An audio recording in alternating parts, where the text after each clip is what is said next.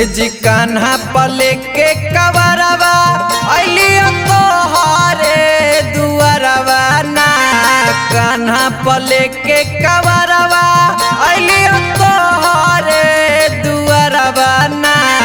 कने गेलाई भुलाई मोरला भरवा ए बाबा। कने गेलाई भुलाई मोरला भरवा ए बाबा। कने गेलाई भुलाई। माँ शीतला रिकॉर्डिंग स्टूडियो बिहार शरीफ। कने गेलाई भुलाई मोरला भरवा ए बाबा। कने गेलाई भुलाई मोरला भरवा ए बाबा।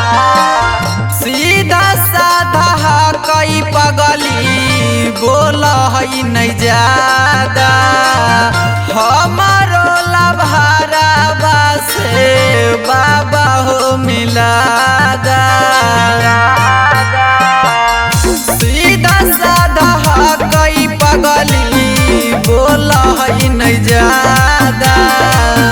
हमारो लभारा से बाबा हो मिलादा। जी कितनो अलाउंस करैली आई नहीं आवा है नजरवा ना। कने गेलाई भुलाई मोरला भरवा ए बाबा। कने गेलाई भुलाई मोरला भरवा ए बाबा। कने गेलाई भुलाई।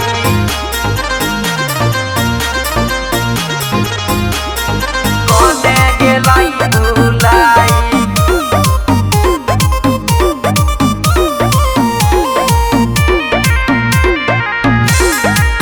मोरला भरवा ए बाबा। सुनिला पुकार बाबा करना विचार जी। बड़ी घबरा हो बाबा दिलावा हमारा जी। सुनिला पुकार बाबा करना विचार जी।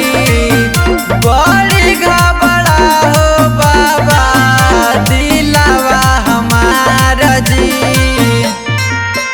ए जी विक्रम सोनू कहई चल पावई नहीं डगरवा ना। कने गेलाई भुलाई मोरला भरवा ए बाबा। कने गेलाई भुलाई।